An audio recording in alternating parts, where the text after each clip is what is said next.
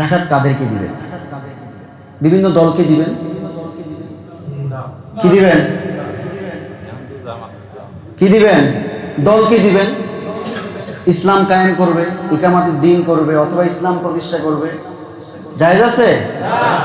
TV চ্যানেলকে দিবেন, Islamic programme করবে, ইসলাম প্রচার হবে, কি করবেন? দিবেন না? কোন প্রতিষ্ঠানকে, কোন টিভি চ্যানেলকে, ইসলামিক প্রোগ্রামকে, এইসব জিনিসে যাকাত দেওয়া সম্পূর্ণভাবে নিষেধ। আমরা গত সপ্তাহে বলেছিলাম যে আমাদের আমাদের মূল একটা উদ্দেশ্য হচ্ছে, রমজানের মৌলিক একটা উদ্দেশ্য হচ্ছে আমার দিলের ভিতরে আল্লাহর ভয় চলে আসে। এই ভয়টা যার ভিতরে আসবে তার এই জিন্দিগির জীবন সফল। তো ভয়গুলো আসে কিভাবে? যখন অন্তরে আমি আল্লাহর প্রতি এই আস্থাটা রাখবো, আমল বাড়িয়ে দিব, এবং আল্লাহ এবং আল্লাহর রাসূলের প্রতি আমার দৃঢ় বিশ্বাস থাকবে। ওনারা যা বলে গেছেন, যা বলেছেন, এই সবগুলো পুঙ্খানুপুঙ্খানুভাবে আদায় করার মাধ্যমে। কোরআনের একটি আয়াত তো সকলের জানা, ইল্লা মান আতাল্লাহা বিকলবিন সালিম। আমি আপনি আল্লাহর কাছে ততক্ষণ পর্যন্ত দাঁড়াতে পারবো না যতক্ষণ পর্যন্ত আমার অন্তরটা পরিশুদ্ধ না থাকবে। কিসের থেকে পরিশুদ্ধ থাকবে? গুনাহ থেকে। মানে গুনাহ রাখা যাবে না দিলের ভিতরে, গুনাহের চাহিদা রাখা যাবে না। যদি গুনাহের চাহিদা রাখে, এটা অন্ধকার, জুলুমাত, অন্ধকার। তো আল্লাহর নূরের সামনে এই অন্ধকার টিকবে না। তো গুনাহের কারণে অন্তরটা অন্ধকার হয়ে যায়। তো গুনাহ থেকে বেঁচে থাকা, গুনাহের দিকে না যাওয়া, গুনাহের চাহিদা আসলেও গুনাহ থেকে বেঁচে থাকার জন্য ইস্তেগফার পাঠ করা, গুনাহের মনের মধ্যে চাহিদা আসলেও সেই গুনাহগুলো যেন আমার দ্বারা না হয়, এজন্য বিভিন্ন আমলের মধ্যে লেগে থাকা। তো এটা হচ্ছে একটা পবিত্রতা, আমলের মধ্যে লেগে থাকা, গুনাহ থেকে বেঁচে থাকা। এই কলবে সালিম, পরিশুদ্ধ অন্তর হওয়ার জন্য আরেকটা দিক হচ্ছে আমার এই দিলটাকে অহংকার থেকে, তাকাব্বুর থেকে, দিলের ভিতরে অহংকার থাকে না, কারো মালের অহংকার থাকে, কারো সম্পদের অহংকার থাকে, কারো পদমর্যাদার অহংকার থাকে, কারো সামাজিকভাবে একটু অবস্থান ভালো সেই জন্য অহংকার থাকে। এই যে অহংকারটাকে মাটির নিচে গেঁথে ফেলা, মানে অহংকারটাকে দিলের ভিতরে জায়গা দেওয়া যাবে না। তো যেই দিলের ভিতরে অহংকার থাকে, জায়গা করে দেওয়া হয় যে ঠিক আছে তুমি আমার দিলের ভিতরে থাকো। এটা যার অন্তরে থাকবে এটাকে পরিশুদ্ধ অন্তর বলে না। এই অহংকারী দিল নিয়ে আল্লাহর সামনে দাঁড়ানো যাবে না। কারো দিলের ভিতরে হিংসা, একদম পুরা দিলটাই হিংসায় ভরা, তো এটা অন্ধকার। হিংসা যে অন্তরের ভিতরে আছে এটা অন্ধকার, হিংসা একটা অন্ধকার। তো আমি আল্লাহর সামনে যখন দাঁড়াবো, এই হিংসা নামক অন্ধকার জিনিস নিয়ে আল্লাহর সামনে দাঁড়াতে পারবো না। তাহলে বোঝা গেল আমার একটা এমন একটা অন্তর দরকার যেটা পবিত্র। কিসের থেকে পবিত্র?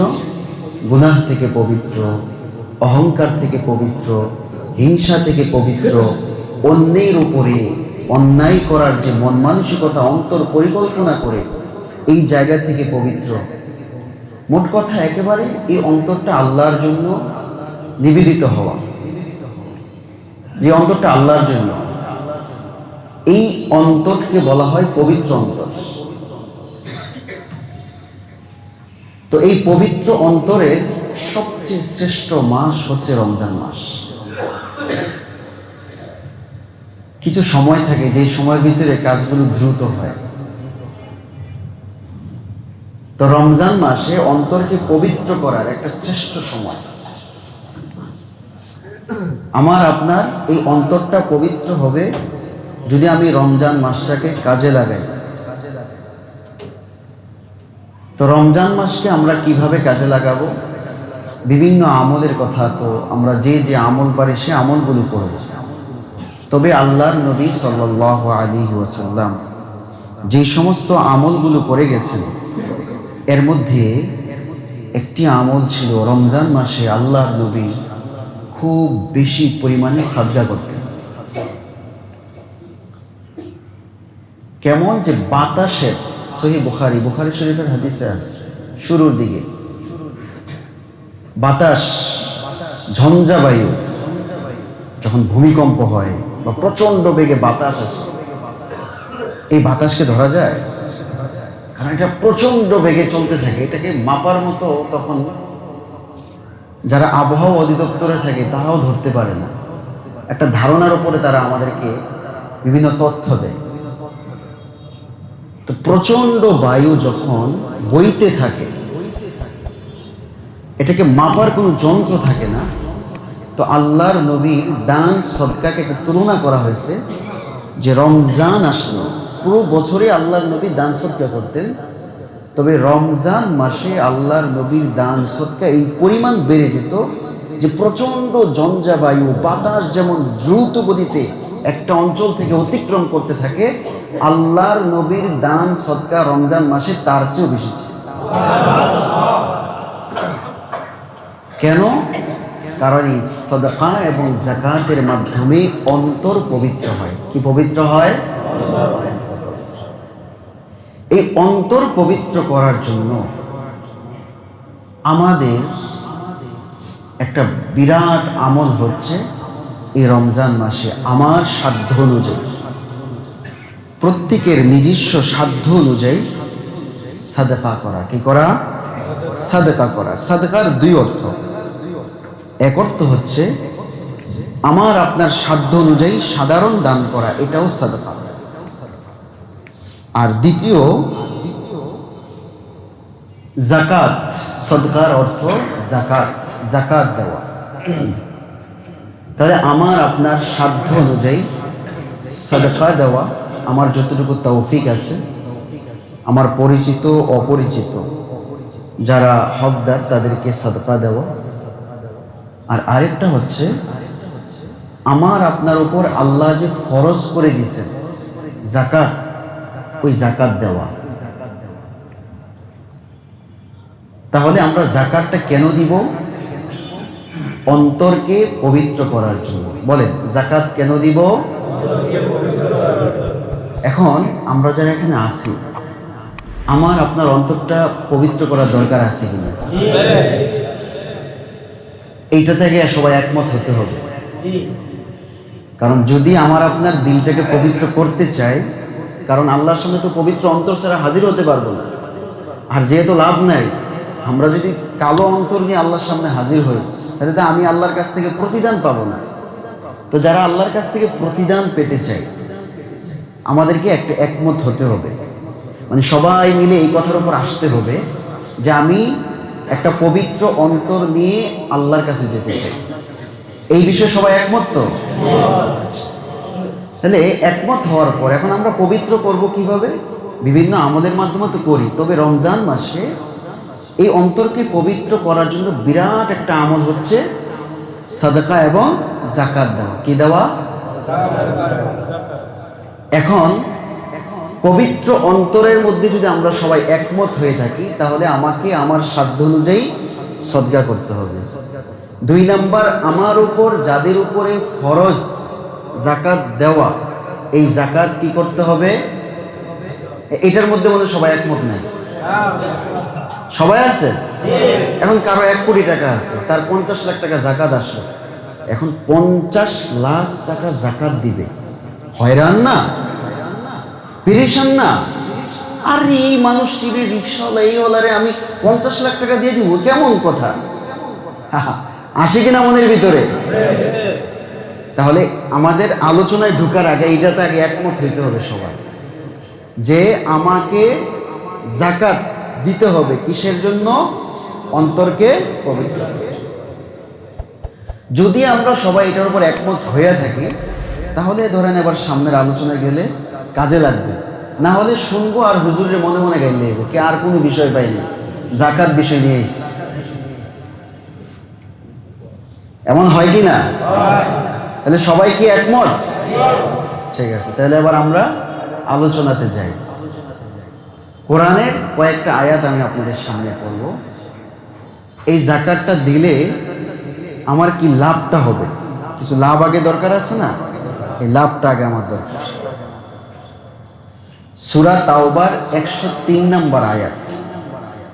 সূরা তাওবার, আগে বলে রাখি আমরা তো ঈমানদার, আমরা কারে বিশ্বাস করছি?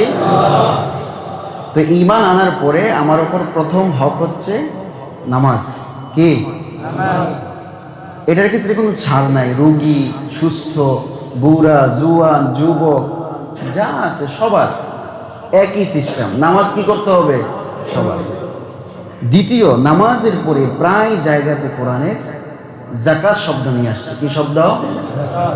যাদের উপরে যাকাত ফরজ তারা অবশ্যই অবশ্যই অবশ্যই অবশ্যই যাকাতকে হিসাব করে যাকাত দিতে হবে। নামাজ যেমন ফরজ, যাকাত দেওয়াটা তেমন। এখন আলোচনার শুরুতে আরেকটা বিষয় বলে রাখি, নামাজ পড়ার পর দিলের ভিতরে কি এইটা আসে যে আল্লাহ ফরজ নামাজটা, আজকে ফজর নামাজটা পড়ছি, হুজুরের উপরে ইহসান করলাম, এমন আসে মনের ভিতরে? কি আসে? আমি আমার নিজের। এবার আসুন, যাকাত দেওয়ার পর, যাকাতটা যদি ধরেন তাকে 500 টাকা দিল একজনকে, যাকাত দেওয়ার পর আরে আমি ওরে তো 500 টাকা দিছি, একটা কি চলে আসে? কি চলে আসে? মনে হয় তার উপরে কি করছে? নামাজ পড়ার পর কি আমি ইমাম সাহেবের কাছে বলি যে আপনার উপরে ইহসান করে গেলাম, কি আদায় করলাম? আমার নিজের জাহান্নাম থেকে বাঁচার একটা। তো যাকাত দেওয়ার পর আপনার মনের ভিতরে এটা কেন আসে, কেন আসে, তার উপরে আপনি কি করছেন? এটা কি ইহসান না জাহান্নাম থেকে আপনি নিজেকে বাঁচাইলেন? তাহলে এই জিনিসটা আসতে হবে। এটা কি ঢুকছে? কারণ আমাদের ভিতরে জিনিসগুলো ঢুকতে হবে, না হলে ওই যে সারাদিন ওয়াজ করলেও কি হবে না। তাহলে নামাজ আদায় করি কেন? জাহান্নাম থেকে নিজেরে না অন্যকে? বাপ নামাজ পড়ে, ছেলে নামাজ পড়ে না, এখন বাপের নামাজ দিয়ে কি ছেলে জান্নাতে যেতে পারবে? বাপ পড়ে না, ছেলে পড়ে, ছেলের নামাজ দিয়া বাপ জান্নাতে যেতে পারবে? তাহলে প্রত্যেকের নামাজ দিয়া সে কি করবে? জান্নাতে যাবে। ঠিক তদ্রুপ যাকাত দিয়ে আপনি নিজেরে বাঁচাইলেন, যারে যাকাত দিয়েছেন তারে বাঁচান। তাহলে এই জিনিসটা আমাদের মনের ভিতরে ঢুকাইতে হবে যে যাকাত দেওয়ার পর এটা আমি যাকে যাকাতটা দিছি তার উপরে আমি ইহসান করি নাই, বরং তাকে যে আমি পাইছি 2 রাকাত নামাজ পড়া দরকার, যে তারে আমি যাকাতটা দেওয়ার মতো লোক আইসা শুকরিয়ার নামাজ আদায় করতে হবে। যদি না পাইতেন, এই বিষয়টা ক্লিয়ার হওয়ার পর আমাদের এবার ফজিলতে আসবে। প্রথম ফজিলতের দিকে যাই, যে আমাদের অন্তর পবিত্র হয় এবং আমাদের সম্পদের ভিতরে ফাঁকে ফুঁকে অনেক হারাম ঢুকে যায়। অনেক ভাইয়েরা আছেন, অনেক চেষ্টা করেন যাতে হারাম কোনোভাবে না ঢুকে, তারপরেও হারাম ঢুকে যায়। আল্লাহ তাআলা বলেন, তোমার মালের ভিতরে কখনো যদি হারাম ঢুকে যায়, সেই হারাম মালকে পবিত্র করার জন্য অন্যতম একটি মাধ্যম হচ্ছে যাকাত। তাহলে হারাম মাল ঢুকে যায়, এটা তো নিশ্চিত। এই জিনিসটা পবিত্র করার দরকার আছে কিনা? আল্লাহ সূরা তাওবার 103 নম্বর আয়াতে বলেন, খুয মিন আমওয়ালিহিম সাদাকাতান, হে নবী আপনি আপনার উম্মতের, ওই সময় তো সাহাবায়ে কেরাম ছিলেন, তাদের থেকে আপনি যাকাত নেন। তুতাহহিরু, এটা কি নবীর নিজের জন্য? যারা হকদার, তুতাহহিরুহুম ওয়া তুযাক্কিহিম বিহা, এর মাধ্যমে তোমাদের মাল এবং তোমাদের অন্তর, বিহা, বিহা আই বিযাকাত, যাকাত নেওয়ার মাধ্যমে তোমাদের সম্পদ এবং তোমাদের অন্তর পবিত্র হয়। আল্লাহর নবীকে আদেশ দিলেন আপনি যাকাত নেন আর তাদের অন্তরগুলোকে পরিশুদ্ধ করেন।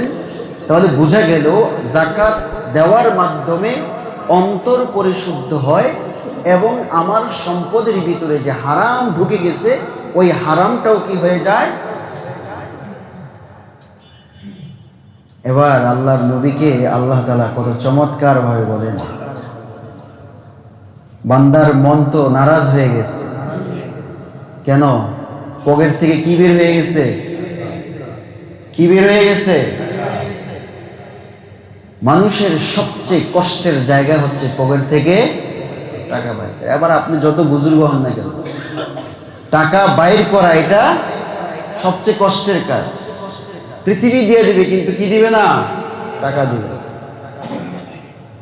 টাকার ক্ষেত্রে এত মায়া, এত মোহাব্বত, এটা মন খারাপের বিষয়। আপনি একজনকে কিছু টাকা দিবেন, পাশে আরে এতটা দেওয়া লাগে নাকি? আছে কিনা এমন? আরে হাতে তো বিভিন্ন জায়গায় কামাই করে, হ্যাঁ কি এতটা দেওয়া লাগবো নাকি?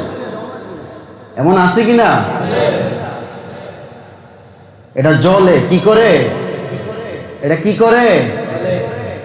টাকা বের করতে কি করে? জলে। জ্বলা যাবে না। কি করা যাবে না? এই জ্বললেই আপনি নিচে নামবেন, উপর উঠতে পারবেন না। জ্বলা যাবে না, বের করবেন। আল্লাহর নবীর আসছে যে সদকা করতেন এত পরিমাণে যে বায়ুর চেয়েও বেশি দ্রুত গতিতে, তা আমার আপনার পকেট থেকে বের হতে এত জ্বলে কেন? কারণ নামাজ তো ইবাদত না, সাদকা যাকাত এটাও কি ফরজ বিধান।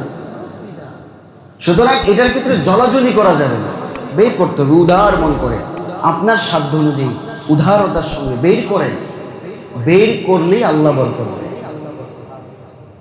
আপনি বের করবেন না, ওটার মধ্যে বরকত আসবে না।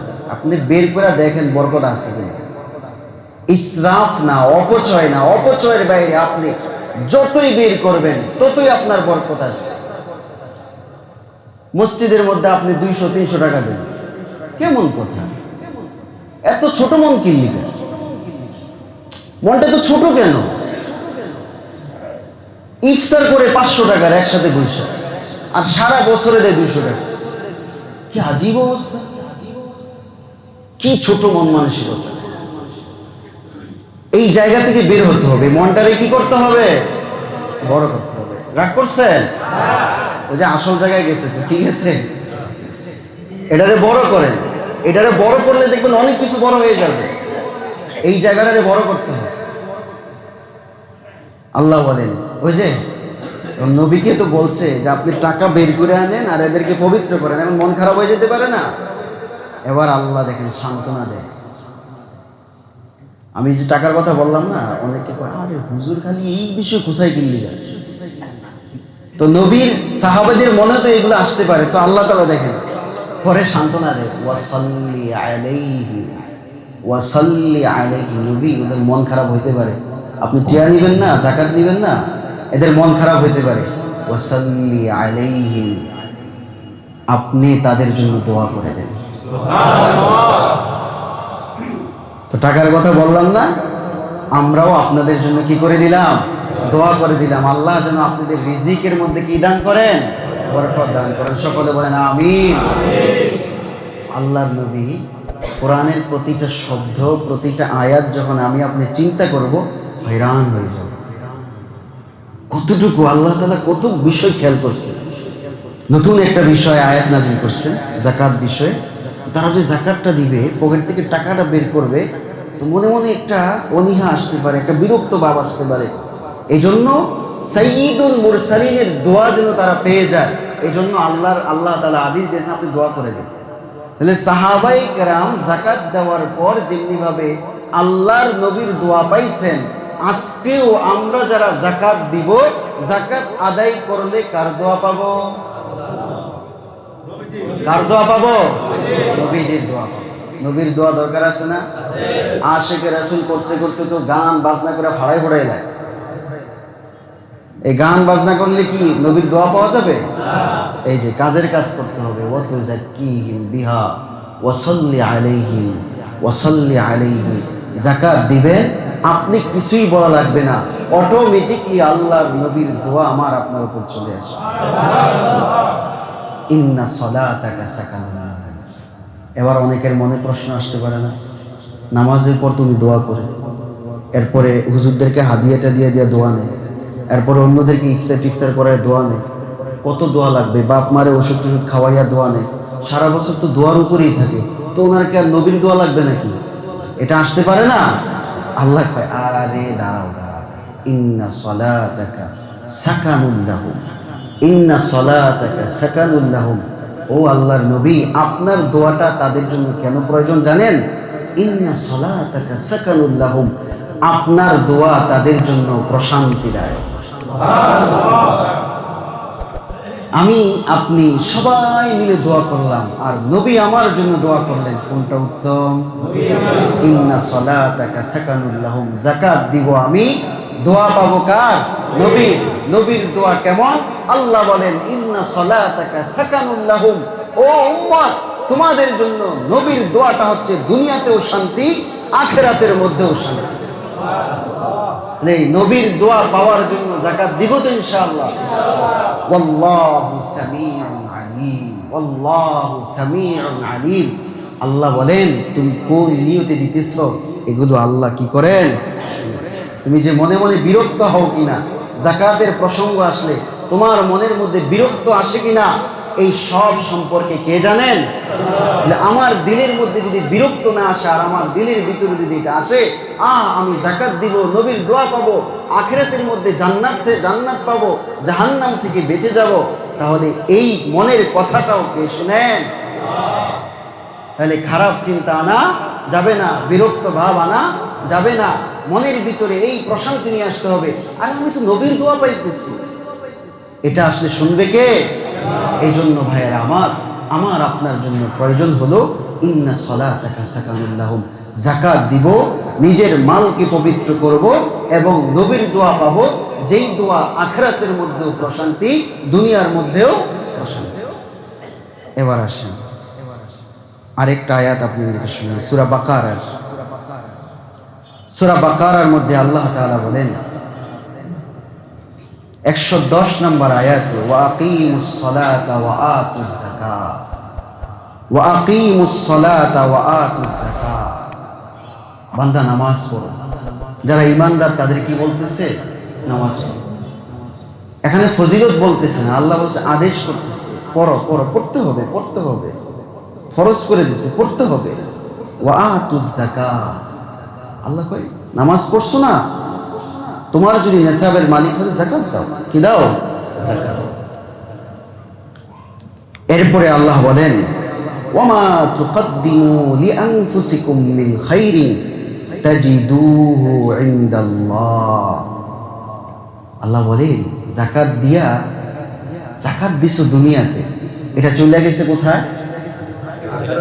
যাকাত দিছি কোথায়? আল্লাহ কয়, ওমা তুকদ্দিমু লিআনফুসিকুম মিন খাইরিন। খাইর, যাকাত হচ্ছে একটা কল্যাণকর কাজ। ওমা তুকদ্দিমু লিআনফুসিকুম মিন খাইরিন, যাকাতটা বান্দা তোমার নিজের জন্য দিয়েছে, এটা ভালো কাজ করছো। এই ভালো কাজটা দুনিয়ার মধ্যে আর না, এটা কোথায় চলে গেছে? তুকদ্দিমু লিআনফুসিকুম, তুমি কবরে যাওয়ার আগেই এটা কবরে চলে গেছে। তাজিদুহু ইনদাল্লাহ, কবরে তো চলে গেল, পাইব কোন জায়গায়? কবর খুঁজে কি আমি যাকাতেরটা পাবো? আল্লাহ কয়, তাজিদুহু ইনদাল্লাহ, তাজিদুহু। ও বান্দা, এই যে দুনিয়ার মধ্যে তুমি যাকাতটা দিছো, এই যাকাত আল্লাহর কাছে চলে গেছে। সুবহানাল্লাহ। তাজিদুহু, তোমরা পাইবা, ইনদাল্লাহ, কার কাছে? জাকাত দিলাম দুনিয়ায়, এর প্রতিদান পাবো কোথায়? আল্লাহর কাছে। কার কাছে? এখন আল্লাহর কাছ থেকে নিতে চাই কিনা? যারা নিতে চাই তারা জাকাত দিব, যারা নিতে চাই না দরকার নেই। তাহলে আমরা কি আল্লাহর কাছ থেকে নেওয়ার জন্য দিব কিনা? এরপরে আসেন আরেকটা আয়াত শুনেন। আল্লাহ রাব্বুল আলামিন এই জায়গার ভিতরে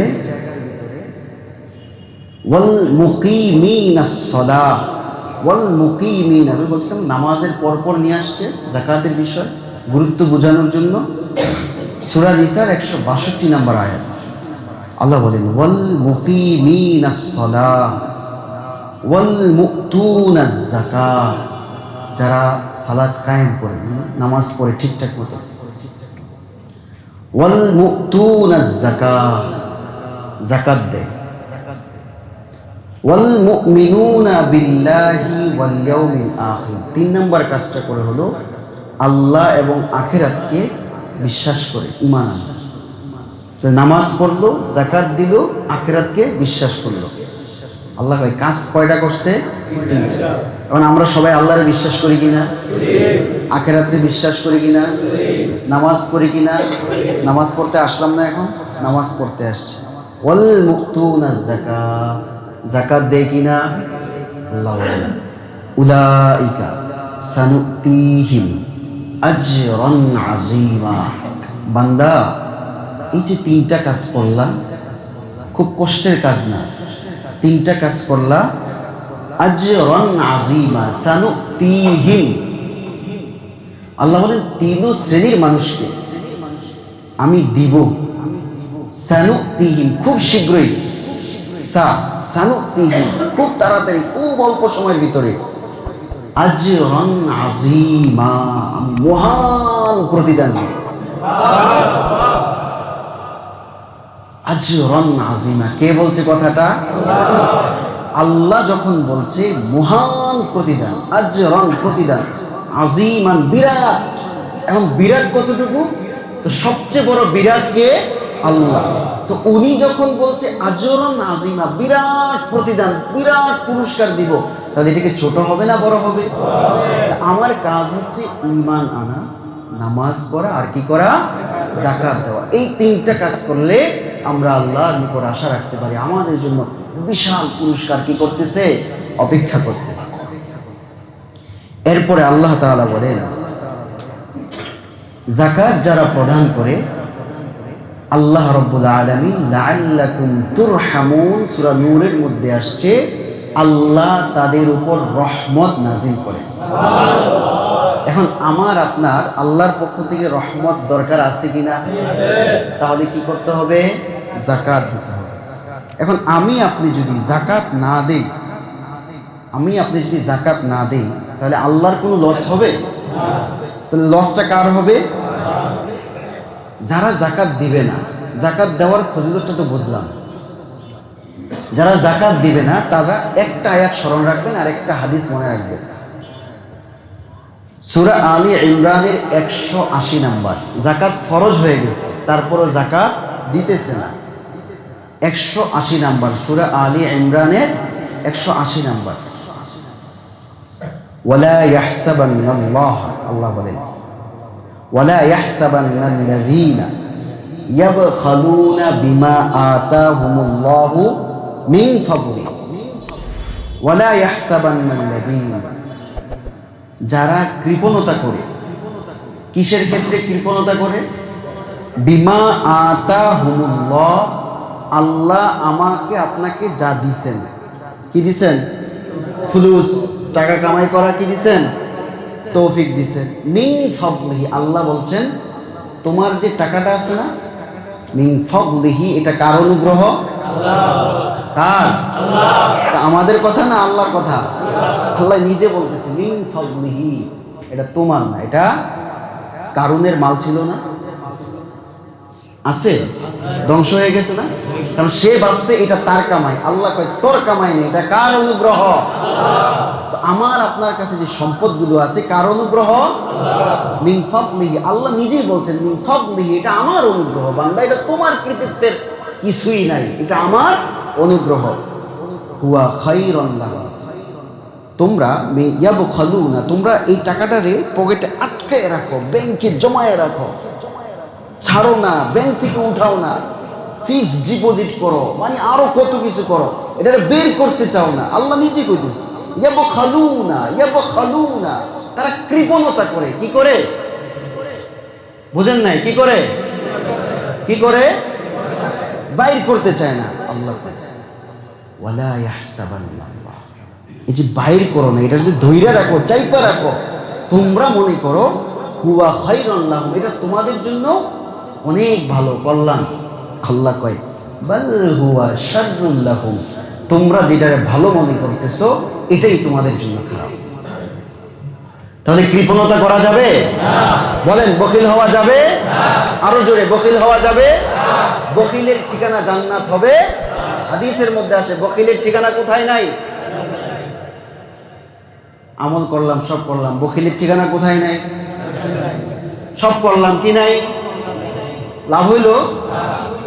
বিমা আতাহুমুল্লাহু মিন ফাদলিহি ফাহুয়া খায়রুল লাহুম বাল হুয়া শাররুল লাহুম। যাকাত যে আটকায় রাখো, মনে করো তোমার টাকা, আল্লাহ কয় এটা তোর জন্য খারাপ। কেন খারাপ? সাইয়ুতাওয়াকুনা, সাইয়ুতাওয়াকুনা, গলার ভিতরে মালা দেওয়া হবে। নাউযুবিল্লাহ। এই সম্পদটাকে আল্লাহ উঠাবে, উঠাইয়া মা বাখিলু বিহি, তোমাদের সম্পদের মধ্যে যেটাকে আটকে রাখছিলা, যাকাত দাও নাই, কৃপণতা করছো, মনে করছো এটা তোমার কামাইয়ের টাকা, বহু বাহাদুরি দেখায় দাও নাই, ইয়াউমাল কিয়ামা, কিয়ামতের দিন এই সম্পদগুলো যেগুলো ব্যাংকে জমাইছিলা, পকেটে রেখে দিছিলা, ঘরের আলমারিতে রেখে দিছিলা, দাও নাই যাকাত, সদকা দাও নাই, এই সবগুলো সম্পদ রে আমি নিয়ে এসে কিয়ামতের দিন তোমার গলার ভিতরে ঝুলাই দিব। এখন এতটুকু তো আয়াতের মধ্যে বলছে, গলায় ঝুলে কেউ, এটা তো ভালো কথা, আমার টাকা পয়সা আমার গলায় ঝুলবে, এটা বহুত ভালো বিষয় না? দুনিয়ার ভিতরে দেখেন না, টাকার মালা দেয় না, এটা খুশির খবর না? কিয়ামতের দিন আমার গলার ভিতরে কি দিবে? আমার সম্পদটা ঝুলাই দেবে, ভালো খবর। আল্লাহ কয় শোনো, আল্লাহ রসুল কয়, আচ্ছা ঠিক আছে, এটা ব্যাখ্যা করে দিতেছি। তোমার গলার ভিতরে যেটা ঝুলানো হবে, সহিহ হাদিসের মধ্যে আসছে, যেটা ঝুলানো হবে এটাকে সাপ হিসাবে ঝুলানো হবে। কেমন সাপ?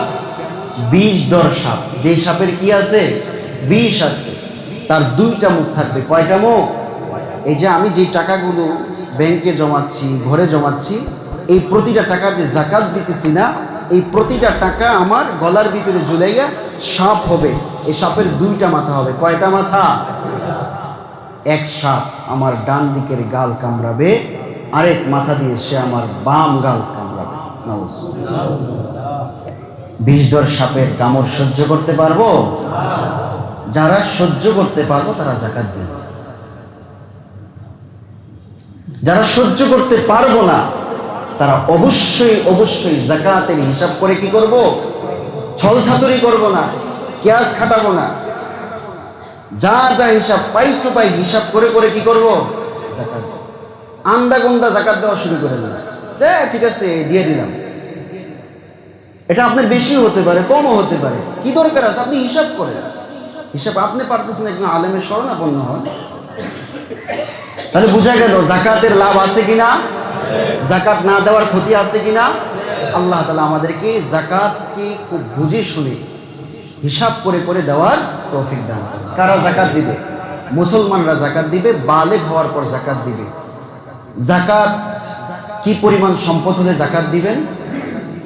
আপনার কাছে 52.5 ভরি রূপা আছে, বা আপনার কাছে 52 ভরি রূপা নাই, কিছু রূপা আছে, কিছু স্বর্ণ আছে, কিছু টাকা আছে, ব্যবসায়িক টাকা আছে, বা জমায়ে রাখছেন, ব্যাংকে আছে, হজের জন্য যাবেন, অথবা মেয়ে বিবাহ শাদী দিবেন, অথবা ঘর তোলার জন্য রাখছেন, যা টাকা আছে এই সব টাকা একসাথে করবেন। দেখবেন যে 52.5 ভরি স্বর্ণের আর রূপার দাম আসে কিনা। 52.5 ভরি রূপার দাম কত?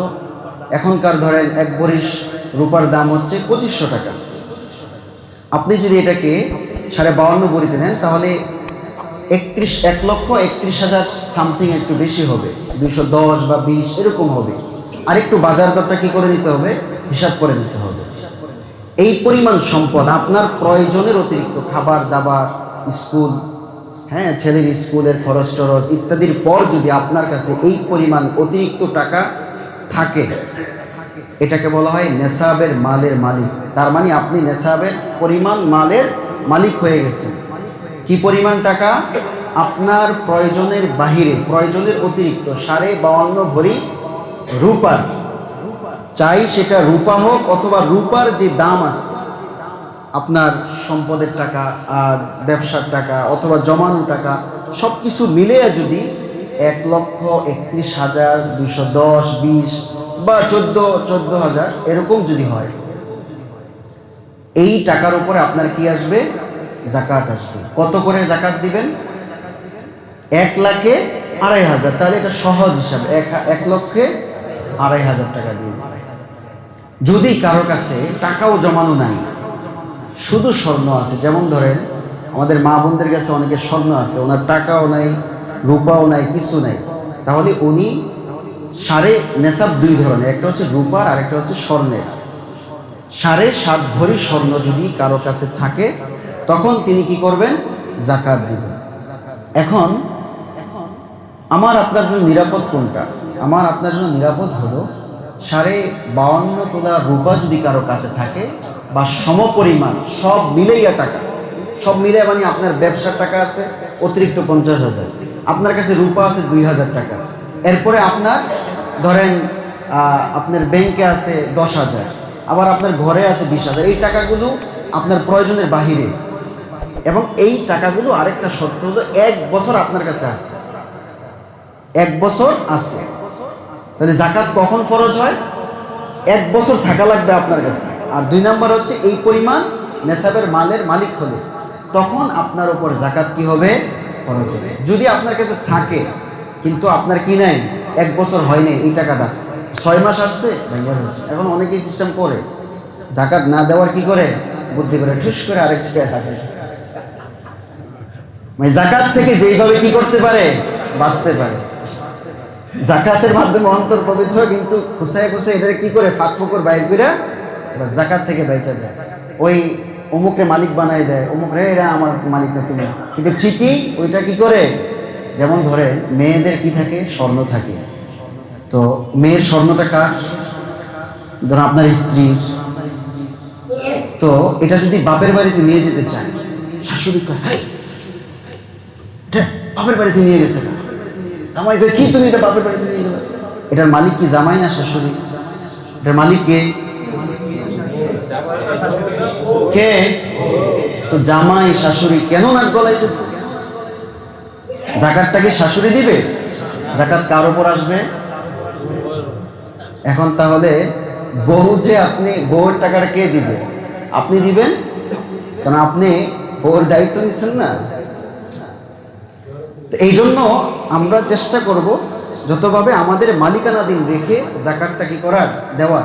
জাকাত দিলে তো ভালো, আপনি 2,500 টাকাও যদি জাকাত দেন তাহলে তো মনের মধ্যে তৃপ্তি আসবে, যা আলহামদুলিল্লাহ আমি কি করছি, জাকাত দিতে পারছি। তো এই হিসাবে আপনার সম্পদটাকে ভাগ করবেন। আপনার অনেক সম্পদ হয়ে গেছে, আপনি আলাদা ক্যালকুলেশন করেন কত টাকা আপনার ব্যবসায় আছে, কত টাকা ব্যাংকে আছে, কত টাকা নিজের কাছে, এগুলো হিসাব করলেই আপনার দাঁড়ায় যাবে। এক্ষেত্রে আপনি একজন আলিমের শরণাপন্ন হন। হিসাব করে করে আপনি একটা ডায়েরি রাখবেন, ওই ডায়েরিতে সবসময় নোট রাখলেই আর ঝামেলা হবে না, বা সুন্দরভাবে আপনি প্রতি বছর জাকাতটা দিতে পারবেন। আরেকটা ভুল ধারণা আছে, শুধু রমজান মাস আসলে জাকাতের হিসাব করে, এটা ঠিক না। আপনি যখন থেকে নেসাবের মালের মালিক হয়ে গেছেন, আপনার যখন এই সম্পদটা 1 বছর আপনার কাছে থাকবে, তার মানে 1 বছর পূর্ণ হয়েছে। এটা জানুয়ারিতে হতে পারে, এটা রমজানের বাইরে হতে পারে, ঠিক তখন থেকে জাকাত দেওয়া শুরু করবে। তাহলে আমাদের হিসাবটা পুঙ্খানুপুঙ্খানুভাবে থাকবে। রূপা, স্বর্ণ, ক্যাশ টাকা, যেটা আপনার প্রয়োজনের অতিরিক্ত, এগুলো ছাড়া অন্য কিছুতে জাকাত আসে না। এবং ব্যবসায়িক যে মালগুলো আছে, আপনি যে সম্পদ কিনেন, ব্যবসার কাপড় কিনতেছেন, ব্যবসার গাড়ি কিনতেছেন, ব্যবসার ফ্ল্যাট কিনতেছেন, এসব ক্ষেত্রে কি হবে, যোগ হবে, এগুলো জাকাতের অন্তর্ভুক্ত। কিন্তু আপনি ডেকোরেটরের কাজ করছেন, এগুলোর ক্ষেত্রে আবার কি আসবে না, জাকাত আসবে না। তাহলে বোঝা গেল, যেই সমস্ত জিনিসের ক্ষেত্রে স্বর্ণ রূপা আছে অথবা ক্যাশ টাকা আছে, এবং কোনো জিনিস যেমন এই মিম্বারের মধ্যে যদি স্বর্ণ লেপন করে দেন, তাহলে এটার মধ্যে কি আসবে, জাকাত আসবে। জাকাত স্বর্ণ যেখানেই আছে, রূপা যেখানেই আছে, টাকা যেখানে আছে, সেখানে কি আছে, সহজ হিসাব। এর বাইরে আর কোথাও কি নাই? যাকাত নেই। আপনার কাপড় চোপড় এগুলোতে যাকাত নাই। যাকাত কাদেরকে দিবেন? বিভিন্ন দলকে দিবেন। কি দিবেন? কি দিবেন? দলকে দিবেন। ইসলাম কায়েম করবে, ইকামাতের দিন করবে, অথবা ইসলাম প্রতিষ্ঠা করবে, জায়েজ আছে? টিভি চ্যানেল কি দিবেন? ইসলামিক প্রোগ্রাম করবে, ইসলাম প্রচার হবে, কি করবেন? দিবেন না? কোনো প্রতিষ্ঠানকে, কোনো টিভি চ্যানেলকে, ইসলামিক প্রোগ্রামকে, এইসব জিনিসে যাকাত দেওয়া সম্পূর্ণভাবে সূরা তাওবার 60 নম্বর আয়াত পড়ে নেবেন। সেখানে খাত লেখা আছে, হতদরিদ্র, অসহায়, যারা বলতে পারে না, মিসকিন, ইবনুস সাবিল, যারা আল্লাহর রাস্তায় আছে, তাদেরকে যাকাত দিতে হবে। এর বাইরে মসজিদ উঠাবেন, বিশাল করে একটা মসজিদ, সবাই যাকাতের টাকা ঢালা শুরু করছে। মাদ্রাসা উঠাবে বিশাল করে, মাদ্রাসার বিল্ডিংয়ে যায় টাকা দেওয়া শুরু করছে, হবে? যাকাত কোথায় দিতে হবে? যাকাত দিতে হবে ব্যক্তিকে। আপনি একজন গরিব মানুষ, যিনি অসহায়, তাকে টাকা দিবেন। আপনি পারতেছেন না, আরেকজনের মাধ্যমে দেন। টাকা দিতে পারতেছেন না, আপনি টাকাটা দিলে ও নষ্ট করে ফেলবে। এমনও আছে যারা আসলে যাকাতের হকদার, নিয়েই সাথে সাথে সুদে লাগাই আছে না এমন? তো তাকে দিবেন, তবে তাকে কোনটা দিবেন? কিছু মাল, তার যে জিনিসটা দরকার সেই জিনিসটা কিনা দেবেন। সর্বোত্তমভাবে চেষ্টা করতে হবে, সর্বোচ্চভাবে চেষ্টা করতে হবে যে মালিক হকদার, তার হাতে যাকাতের টাকাটা কি করে দিয়ে আসা? বুঝাই দিয়ে আসা। এমন কেউ করবেন না আপনার টাকাটা কোনো প্রতিষ্ঠানে, হ্যাঁ কোনো প্রতিষ্ঠান যদি যাকাতের ফান্ড নিয়ে কাজ করে তাদেরকে দিতে পারে, তবে সেখানে স্বচ্ছতা আপনার কি করতে হবে? নিশ্চয়তা করতে হবে। প্রথমত বিষয় হলো আপনি নিজে টাকাটা দেবেন। আপনি নিজে যান। আপনার কি সময় নাই? একদিন সময় আপনার হাতে নাই? একদিন সময় নিয়ে আপনি যান, যেখানে যেখানে আপনার 3টা ভাগ করবেন সহজ ভাষায়। 3 ভাগ কিন্তু আমি এমনি বলতেছি। আপনার পরিচিত যারা আছে, গরিব, অসহায়, আপনার এলাকায়, আপনার আশপাশে প্রতিবেশী, তাদেরকে দিবেন। কিছু দিবেন যারা আপনার অপরিচিত, কিন্তু আপনি জানেন যে সে কি দরিদ্র মানুষ, কারোর কাছে বলতে পারে না, কাউকে বলে না, তাকে যে দিয়ে আসবেন। সাথে ক্যামেরা নিয়ে যাবেন না, সাথে লুকটুক নিয়ে যাবেন না, লাইন করে দাঁড় করে রাখবেন না যে ছবি তুল, এটা ইয়ার কাছে যাবে, নেতার কাছে যাবে, দে ফেসবুকে পোস্ট মেরে। এই পোস্টানোর দরকার নাই। কি দরকার নাই? আমার এই ছবিটা আমি যখন দিছি, এটা আল্লাহর কাছে পুছলেই, কারণ ফেরেশতারা দেখতেছে না, ফেরেশতাদের ক্যামেরায় উঠলেই চলবে। এই জন্য কার ক্যামেরা উঠাবো? ফেরেশতাদের ক্যামেরা। তাহলে আমরা বুঝলাম তো কাকে দিব। তবে বিশেষভাবে আপনি কাকে দিবেন? যারা কোরআন হাদিস শিখে, যারা দ্বীনের পথে আছে, তাদেরকে দিবেন। একটা অংশ কি দিবেন? তাদেরকে দিবেন। বিভিন্ন এতিমখানা আছে, এমন জায়গা আছে যেখানের ভিতরে এতিমরা পড়াশোনা করে, আপনি খুঁজে যেয়ে তাদেরকে দেন।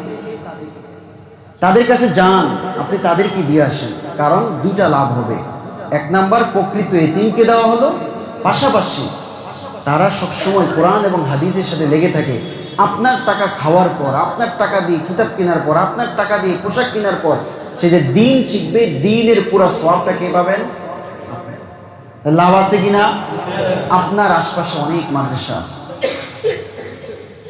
আপনার এলাকায় অনেক মাদ্রাসা আছে, সেখানে যায় দেখে দেখে দিয়ে আসে। 2 নাম্বার হচ্ছে, আপনার মহল্লায় যদি মাদ্রাসা থাকে, এতিমখানা থাকে, এতিম ছাত্ররা থাকে, খুঁজে খুঁজে তাদেরকে দিয়ে আসেন। এটা পারফেক্ট হবে, এটা বেশি উপকারী হবে।